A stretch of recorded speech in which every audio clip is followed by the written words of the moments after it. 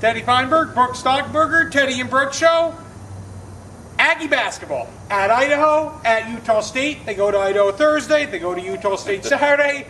Brook, what do you think about this trip? 2 great trips this time of year. Moscow, Idaho, Logan, Utah. Love these places. A little bit on the nippy side up there, but keeps the players in the hotel room, right?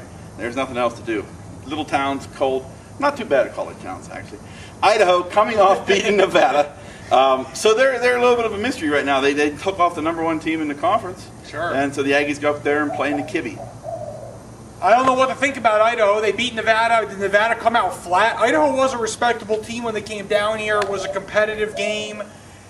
Although I do think it's a winnable game for the Aggies. And then Utah State, they go there. It's always a tough place to play. Stu Morrill's a good coach. Yeah, he is. Utah State's obviously down this year, but winning in Logan is always tough. It is. There's no doubt about that. Guy always has them well prepared. I see the Aggies splitting this one. I don't necessarily see them sweeping. I think they'll probably go beat Idaho and then stumble against Utah State.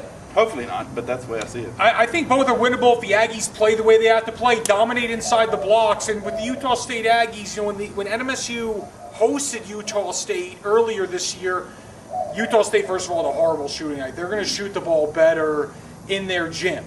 But I think the Aggies match up well with them, and I think the Aggies can pound these teams inside. I think the Aggies can get both wins.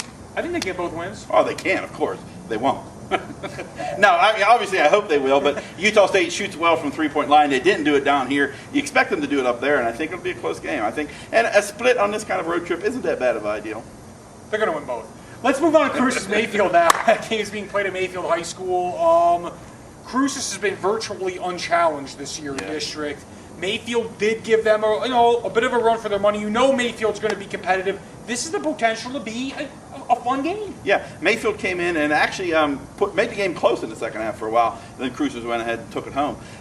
In Mayfield's home gym, we've talked about Tommy Morrow for a couple of weeks. Great coach, coaches teams up. I think they'll be competitive, but again, you got to give it to Cruces.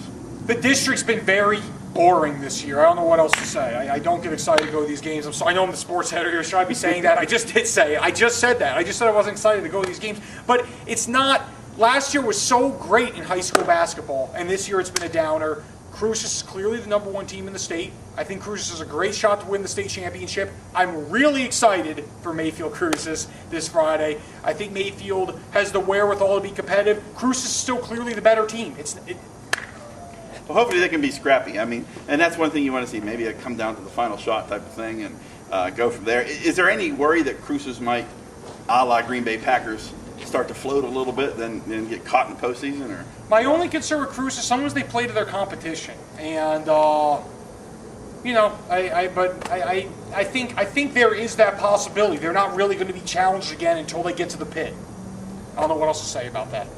Folks, thanks for joining us as always. Facebook, Twitter, lcsun-news.com all day, every day. We're going to Church's Chicken right now. Wish us luck. Little spicy tenders for you. Have a good one.